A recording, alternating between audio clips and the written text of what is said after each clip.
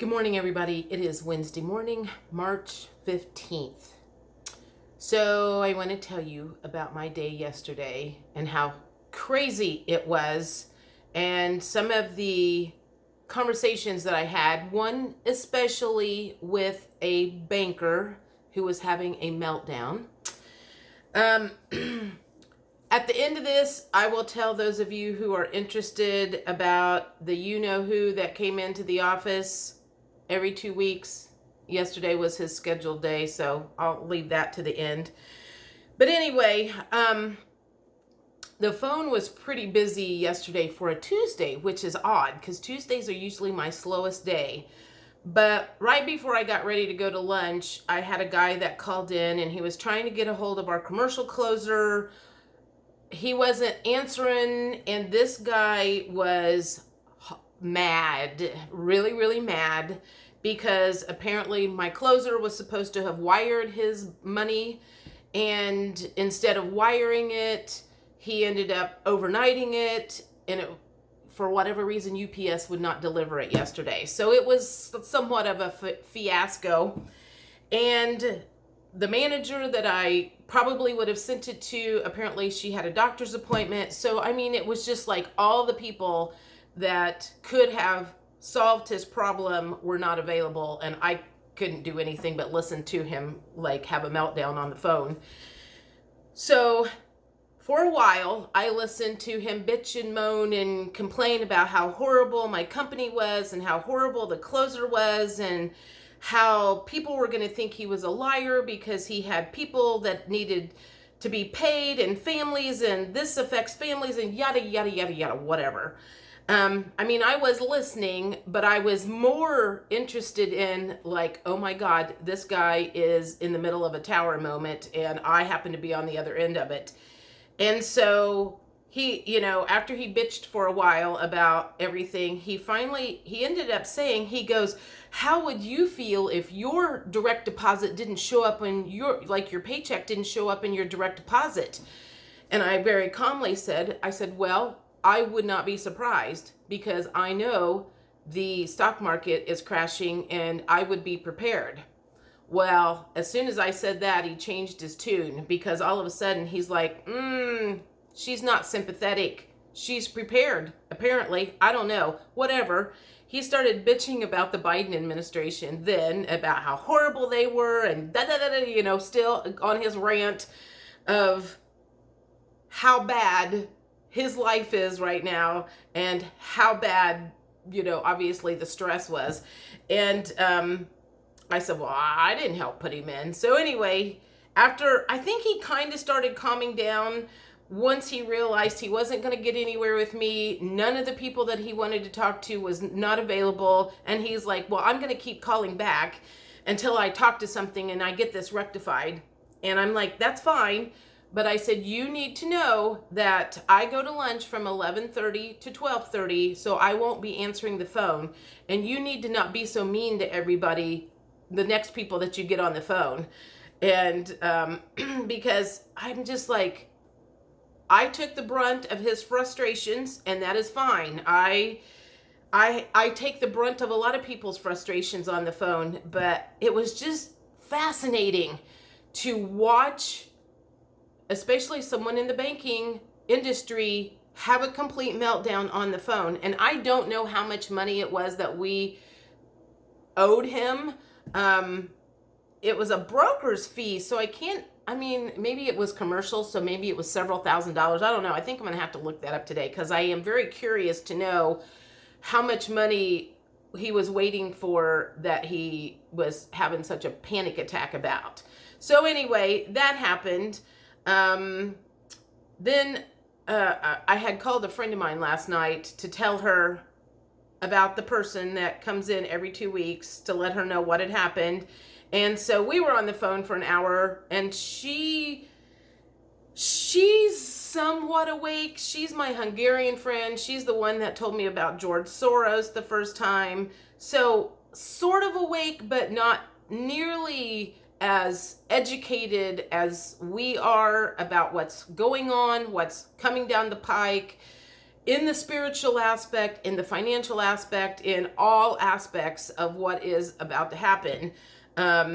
She probably had like one eye kind of a little bit opened, but all of a sudden it seems like now she works at a restaurant down in a liberal part of Indianapolis. And she was just talking about all the idiots that she was working with and the people coming in. And one gal, it took like 5 credit cards for her to find one that worked so she could pay. And, so she was just kind of ranting about like what was going on in her world. And all of a sudden I started laughing really hard. And it took me a minute to figure out why I thought it was so funny. But I finally said, I go, you know what? I feel like I told you the last 2 years I was prepping, I was getting ready for something big to happen, and I feel like you laughed at me and thought I was crazy. And now to hear you talking about this, it's just funny because all of a sudden you get it. And, it's like, so I do think now granted, not everybody gets it yet, but I mean, a lot of people are going to be getting it very, very soon. And I told her, I was like, you need to figure out which part you're going to play here, because you're either going to goad people into jumping out of the window or you're going to talk them out of jumping out of the window. So you need to figure out what part you're going to play. I mean, people are going to lose their minds. And you need to not make it worse. So by doing some of that shit that she was doing at work and like saying stuff to her boss, and I'm like, you're going to get fired if you don't watch your shit. And she's like, yeah. So it was a very long conversation, but I think I gave her something to really think about, because you and us are very educated. We have done the best we can. We are as mentally prepared as we can be. Maybe we're not as physically prepared as we would like to be and have as much cash, but I have plenty of food. I'm not going to starve. I can help other people out with that when the time comes. So, those of us who have been doing our work, our time is now. It's not even coming. It is now. You may go to the bank sometime, or you may go to the grocery store and you may watch somebody have some sort of a meltdown because they can't figure out how to pay for the groceries. Whatever the case is, just be ready, because we are on the front line, and we are going, as they say, we will be the first responders to the people that totally lose their crap. So anyway, I just wanted to say that it's here. Our jobs, the reasons we are here, is here now. So for me, yesterday it was a very good day because I didn't get rattled. I had myself as prepared as I could be. And even if my direct deposit didn't show up one time for my paycheck, mentally, I'm prepared. And yes, I would probably have a little bit of a freak out session, but I would be way more prepared than a lot of other people if they did not know what was going on. So anyway, I just want to say that our job is now. So whatever it is you're supposed to be here for, you're going to be doing it like now. Back to those of you who know what I'm talking about. The rest of you can click off now because this isn't going to make any sense. Every other Tuesday, there's a person that would come into my office. And 2 weeks ago, I told you I discovered he had a ring on. Well, he came in yesterday. It was his Tuesday. And I was nervous because I was like, I didn't know what was going to happen. I didn't know if somebody else was going to come in. I didn't know if he was going to come in on my lunch hour. I didn't know if he was going to come in while I was there. I didn't know if I was going to run. My first instinct was just go and avoid. However, the universe did not let that happen. So when he pulled up, I was on the phone, and I had like one on the phone and I think one person on hold. And I remember thinking, fuck.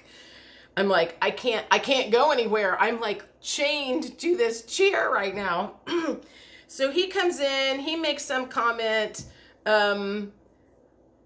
I flip him off, you know, that would have been normal between the two of us, him cracking some sort of a joke and me flipping him off, you know, I mean, that was not abnormal, only this kind of flip off today was kind of like, you know, just get out of my face.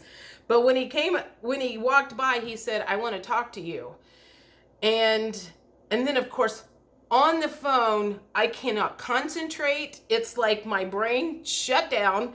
And so he goes and he does his thing, and then he comes up and he sets his little hand thing down that I have to sign. And I'm like still like on the phone for another 5 minutes or so, it felt like. And he sat in one of the chairs in the lobby where customers sit. Normally he would have stood at my desk and waited for me to get off the phone. But this time I think he realized he might want to stay farther away from me. So he sat in the lobby for a little while. I'm like, the phone just kept ringing and ringing and ringing. And I finally had enough time to get off the phone to sign his thing.